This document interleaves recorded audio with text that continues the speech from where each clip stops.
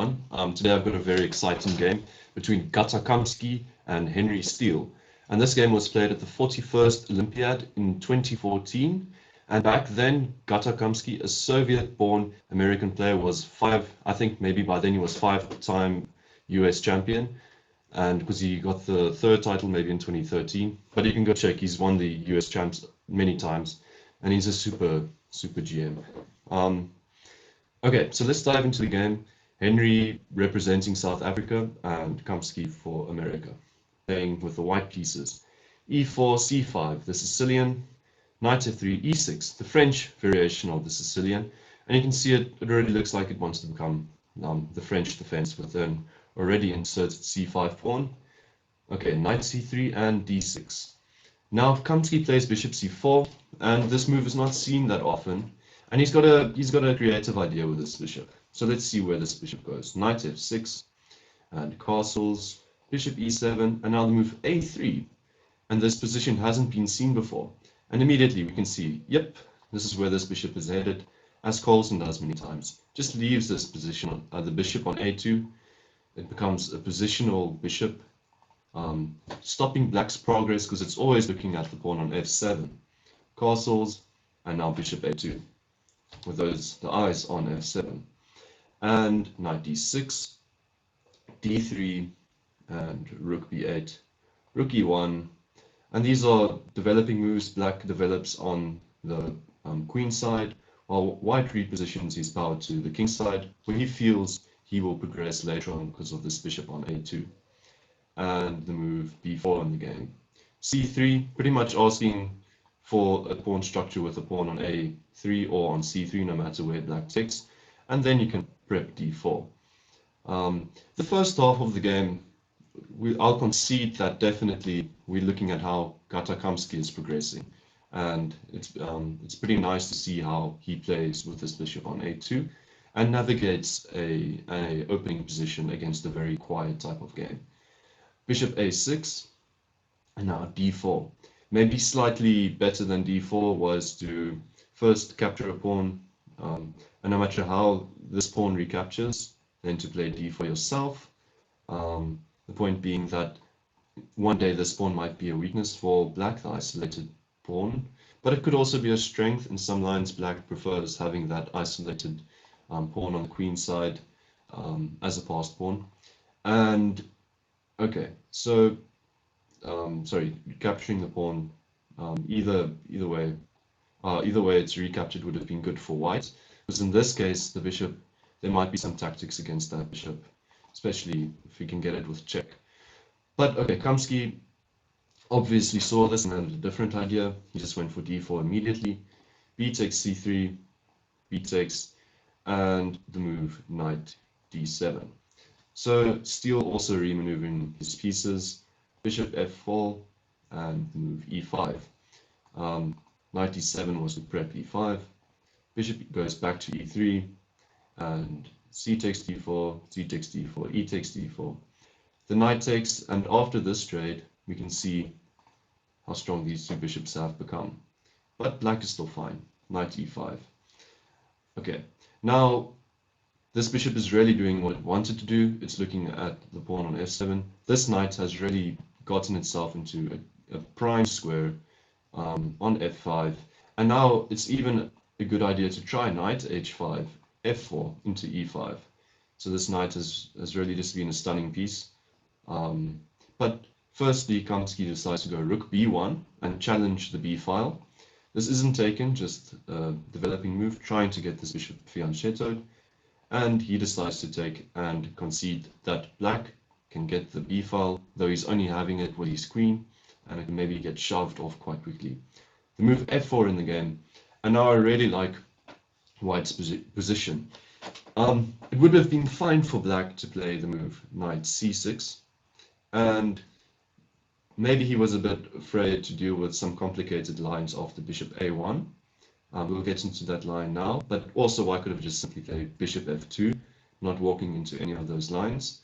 So bishop a1 walks into a line starting with queen b6 check, king h1, and after the queen gets into the king side, that knight can be challenged and defended and then the move knight f5, a very risky move, but opening the king's side. The threat being that after g takes and e takes, that king f8 and f6 gets back the material. And this is a pretty long line, but actually white doesn't have too much to show for his attack after all of this. So knight e6 would have been fine in terms of bishop a1, but probably just bishop f2 would have sufficed for white in this position, not going into any of these lines where the queen enters on the king's side. So okay, in this position after f4, not going for the knight c6 lines, Steel went for the trap Kamsky had set up after knight e3. And maybe just pause the video here and see what idea Kamsky had in mind. And okay, I'll wait like a second because I don't know how long you're pausing for. And okay, if you found the move, well done. It was kind of showed in the previous line. The move is knight f5. And knight f5 is particularly dangerous at this moment. You can't take the rook now because of simply checkmate. So that's defended. And also the knight is defended because of e takes. And you can't go for the rook anymore because that's two moves checkmate. And the bishop's under fire. The queen has been opened up after you've gotten rid of that f5 square. And white is just crushing. Black needs to play knight e5 now. And simply f takes e5. And we need to shut out this position. Let's say something like d5. But the pawns get rolling. And the king side is very weak. Going to be up the exchange soon. And okay, there might be checkmates nearby. Black would need to go king h8 and try something on the g file, but this is terrible for black. So really, not one of these pieces can be taken. This was the beautiful idea Kamsky had in mind. And in this position, Steel plays the correct move to defend with rook e8. And now you need to deal with knight h6 check. The king only has one square f8. And now Kamsky goes quite nicely queen a1 with another direct checkmate threat. And that needs to be dealt with. In the game, Steel made a flight square for his king with rook c8, but a bit stronger was probably bishop h4. But okay, we can look at the game rather than bishop h4. And here in this position, Kamsky just took that pawn, renewing the mate threat. So the rook is still not hanging because of the g7 mate. And we have bishop h4 in the game now. And the rook moves to f1. You can go look at the other lines, but rook b1 doesn't work because of queen takes and check, and after queen takes and rook c1 check, black is actually really fine and probably just a drawn endgame. So rook b1 doesn't work. Rook d1 just simply drops the f4 pawn, but white still might have some initiative after g3. But who knows, after knight e2, it can get messy. So rook d1 not played, except, okay, and c1 obviously not available, being attacked twice. So he goes to f1, just defending that pawn. And in this position, the computers really struggled to find an idea for black. And leaving the computer for a while, I used different engines like Leela and so forth, because there was this interesting idea which Stockfish initially found to be the strongest, but then he started opting for Henry's move, and the idea was knight e1, simply opening another attack on the rook, and conceding that after bishop g7 check, king e7, that your king should be fine, and after trades like this, if the queen decides to come in, then your king could probably run to safety. Although this is very scary, black could be okay. So the queen wouldn't really go for that check. It will pick up the material. And then black's point is that maybe, although these pieces are so close to the king, playing with the file here could be some counterplay. But so knight e1 isn't as strong then as the move Henry played. And the move rook c2 isn't really the computer's first choice, but it's definitely a stronger move than the computer's first choice. So a really deep idea here. And now Kamsky should have probably just played g3. And the point being that white is stronger on the diagonals at the moment than which black is laterally in the position. Black's lateral control isn't as strong as the white diagonal control. So after a move like g3, black is going to have to do something about the bishop. Moving the bishop away like that could walk into a checkmate threat. So probably some kind of sacrifice like knight b2 is immediately necessary, looking for some tricky counterplay. But who knows if this move would even be found. Rook f2, and the position gets pretty complicated. So g3 really a good move for white, just keeping the initiative, and the ball's in white's hand the whole time. He's attacking more pieces, he's got more threats, even in this line I'm showing now, after the tricky knight b2. And okay, so g3 wasn't tried. Kamsky plays principally, he goes f5, trying to open the king. But now the beautiful move, just shutting off the diagonal control first, knight g5, and throwing in an attack on that rook. And we have the move f takes g6, and the move bishop takes f1, walking into these complications is Henry Steel.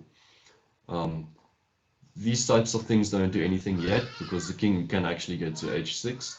So you need to recapture the material. And now simply the move h takes g6. And h takes g6, probably just a human move, preparing to walk into the discovery with king g7. And a better move here, but not a human move at all, would have been the move bishop f6. And this is pretty crazy, because the bishop is not really hanging. It's also closing this discovery, consolidating the center. So if the bishop's taken, simply queen b1 check, that needs to be defended, and now the winning move, rook c1. Quite a nice way not to hang a piece. So after the move h takes g6 in the game, the piece is taken, now the pawn's taken with check, and the king goes, before the king goes to g7, king g7 immediately just walks into a mate in 3, starting with queen f7 check, because the knight is temporarily pinned. And so king needs to take, and now this bishop helps to deliver the checkmate and clear that square. So before that can be played, you need to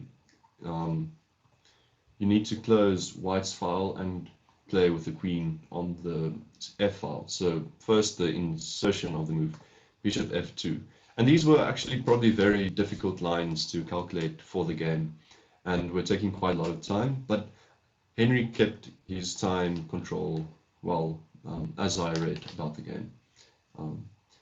And Kamsky wasn't ever really in time trouble. So after this, okay, queen can't take, so bishop needs to take. If the king moves, okay, you can maybe not pick up the bishop immediately, but black will more than be fine here.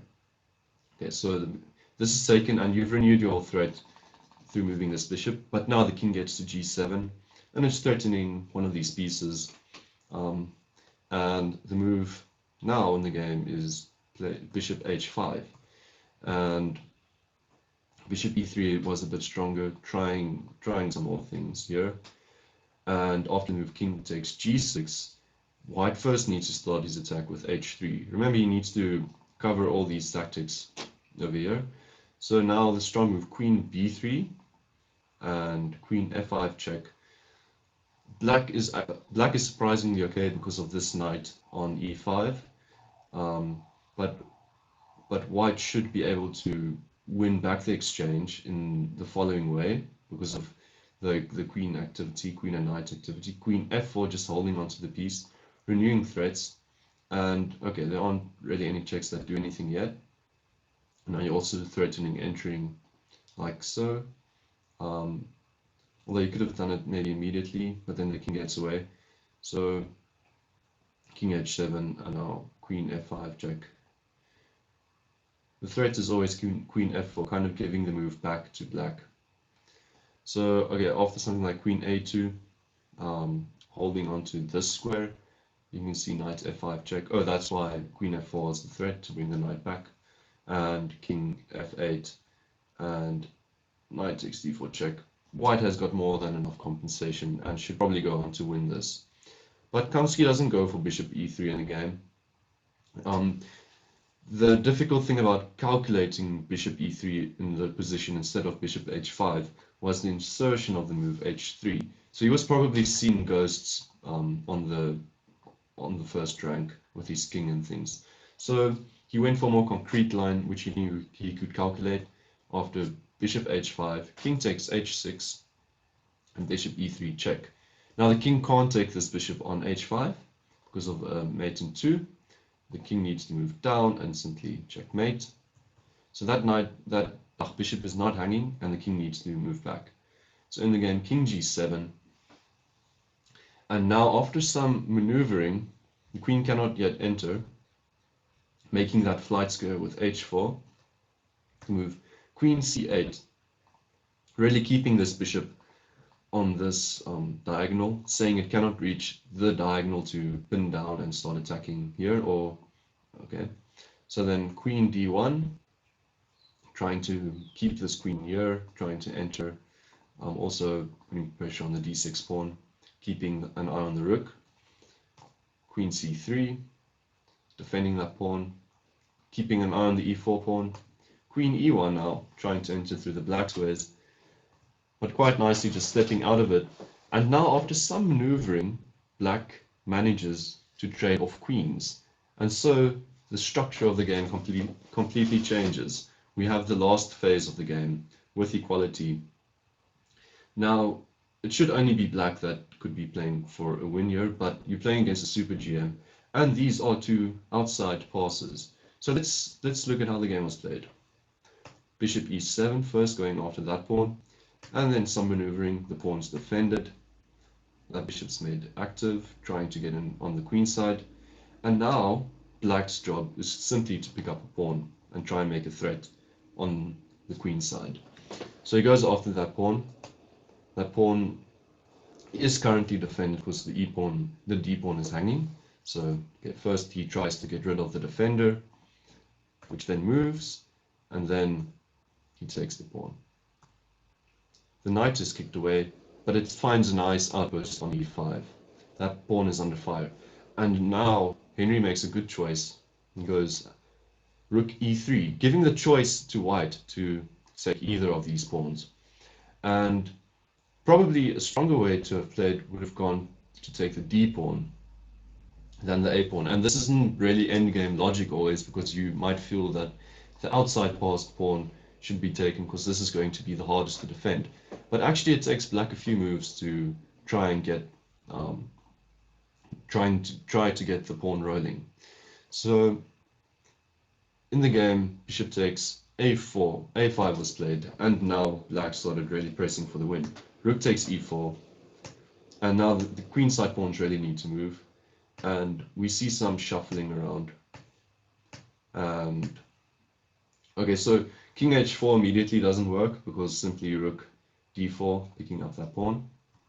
So just some shuffling around and progress for black. Okay, there's another pawn. It's defended, looking for trades. And how Steel picks up the h pawn is also quite nice. He never concedes anything of his position to pick it up. And at this moment, Kamsky's definitely playing for a draw. So you need to be really precise in this endgame. King g6 first. Now going after that pawn, but not trading those two pawns for each other. Just first a check. And these are tricky lines to find. Now attacking a bishop first, so that you can enter pawns defended. And now the pawn still can't be taken because this bishop's under fire. And now the pawn's defended, and now only is he okay to take the h pawn. Okay, now to get the d pawn rolling is also quite tricky.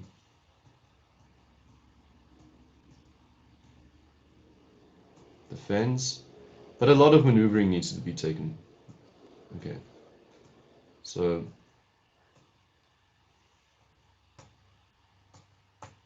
only then we have the first pawn move. Only after the king is cut off and everything is well prepped. There aren't any tactics that might lead to a pawn loss. Bishop goes back, pawn moves again, and now it's just a matter of pushing this king back. And the two bishops, although tricky, don't coordinate so well in this type of position, and black's just moving forwards. After some more maneuvering, finally the king can enter,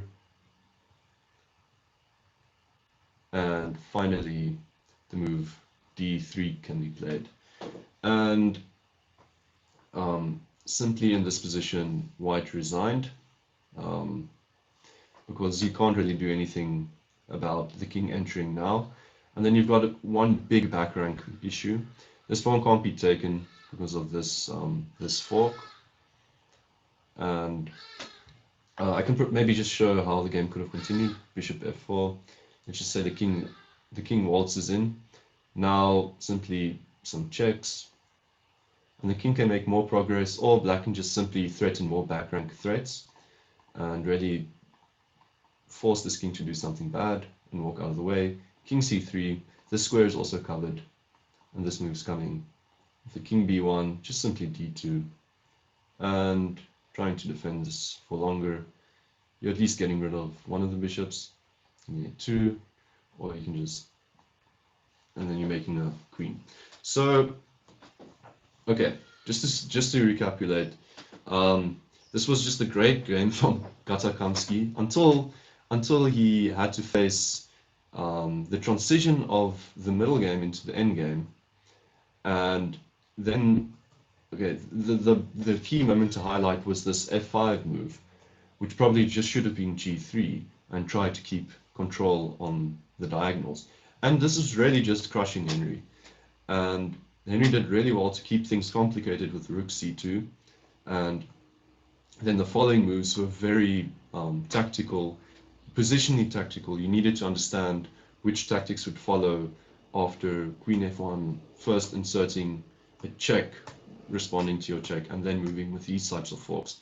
And then finally Henry got an endgame, which was probably just a draw, but managed to push in the endgame by realizing what his game plan should be and creating a passed e pawn. A bit of a trick there.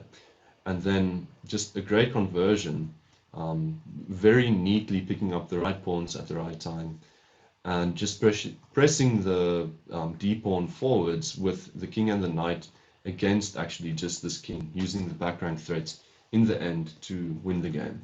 And this is really just an example of Henry Steele's capacity in nearly all forms of the game, the opening, the middle game, and the end game. Not so much the opening, but surviving against a 2700 after the opening should just be congratulated. And I hope you enjoyed the game, and there are more games of his to follow. So thank you for watching.